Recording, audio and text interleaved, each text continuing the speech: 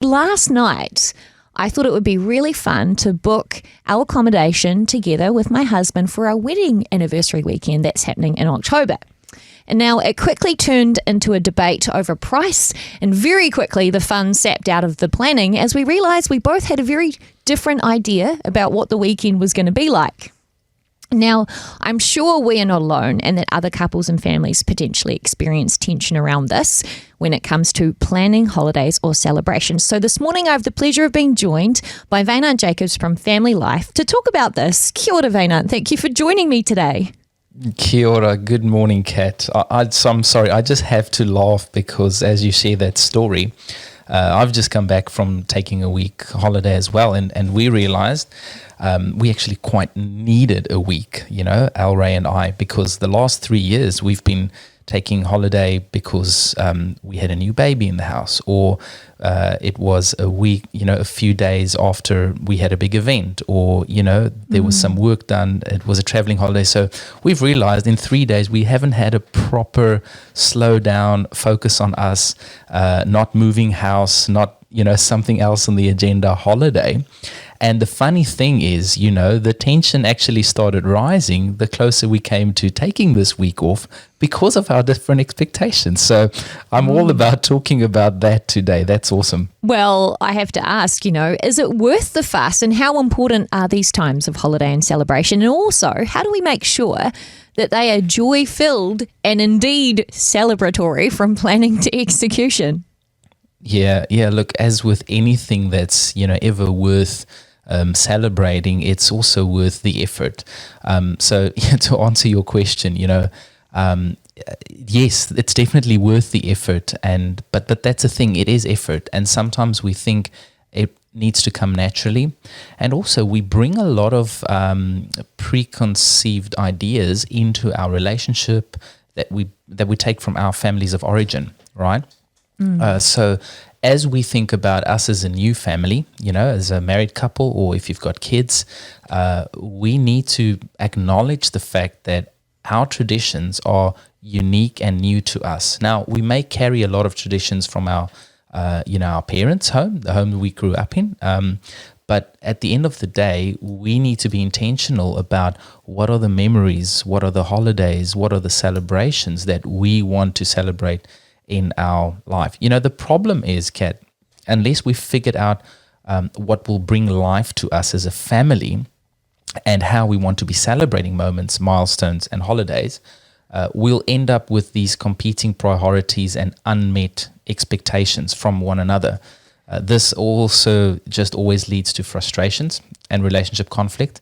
And boy, how quickly do we go from something that is supposed to bring us joy to just another opportunity to suck the life out of our relationship. So this is definitely something worth fighting for, because it can be your greatest source of joy, yet it can often be a source of frustration. Yeah, it's interesting that you mentioned family of origin, because I know in my husband's background, he was one of 4 boys. The family was always they were struggling because they were on one income.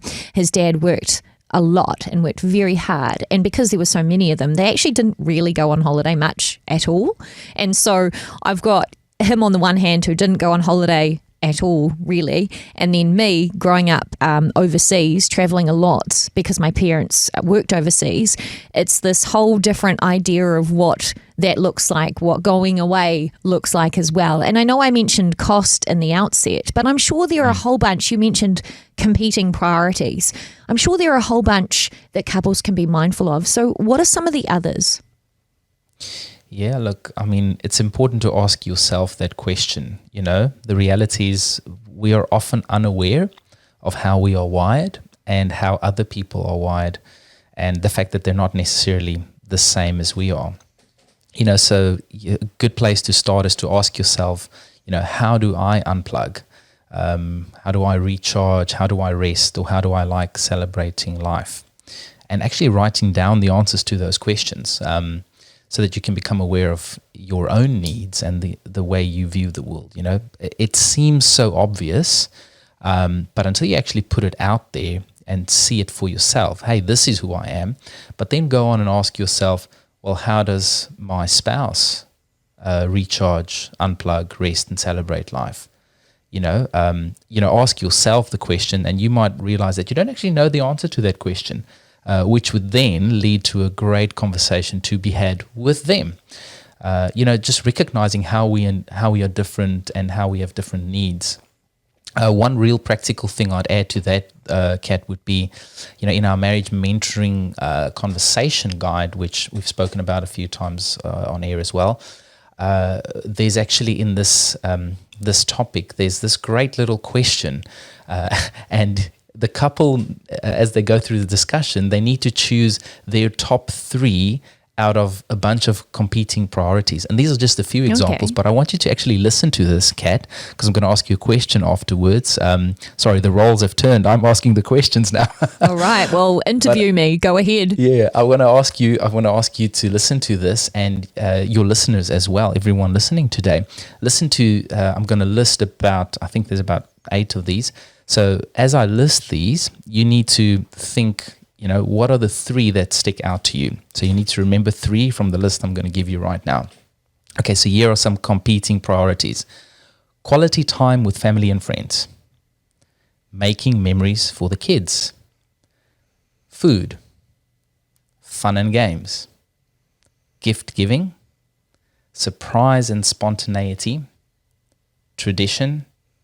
Rest and relaxation. Family reunions. Sport.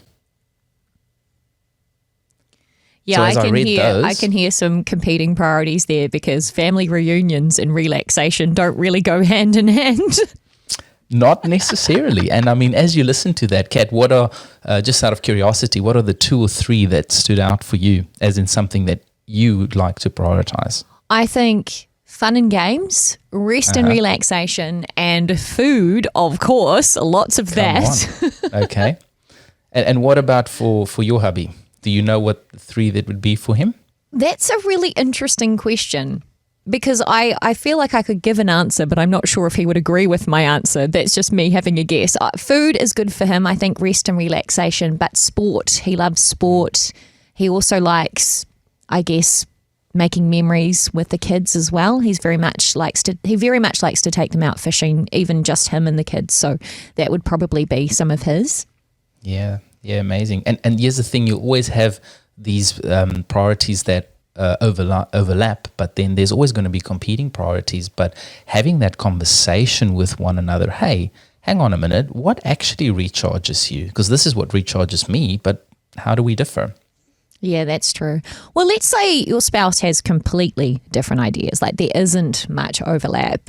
And that's in terms of what fun looks like. I know the team at Family Life have plenty of tips for couples to make their relationships better. So how do you negotiate this, and what practical idea perhaps or takeaway do you have for those struggling with this today? Yeah, well, look, one thing that I'd say before I say the thing I'm going to say is that marriage and having a successful marriage is all about, actually serving one another. So recognizing that, yes, we have our own needs, but we're going to see a thriving marriage when we focus on serving our spouse's needs first, It's a bit contrary to, I guess, self-help knowledge that you'll get in the world today, but, I'd compare that to worldly wisdom. God says if he of you who wants to be first must become a servant of all. And that's just the way God created his kingdom to flourish. And I think that's true for marriage. So marriages that thrive are those that actually have that principle. But here's a real practical thing that you could do. So we always say great marriages don't just happen. Like any good thing in life worth enjoying, we need to cultivate our marriages so they can thrive. So here's a little project for our listeners today. Make your own list of the ways that you would like to celebrate your birthday or special life event, and then exchange your list with your partner for future reference. So actually write down what are the things that bring life to you and give it to them and let them read it and ask them to do the same and get to know one another. Fantastic ideas there. Well, that list of conversation guidelines of competing priorities, you can see that on the Marriage Mentoring Guide on your website. Well, Vainant, thank you so much for your time on the show this morning. Vainant Jacobs from Family Life New Zealand. And for more information or to check out that list, you can go to familylife.org.nz.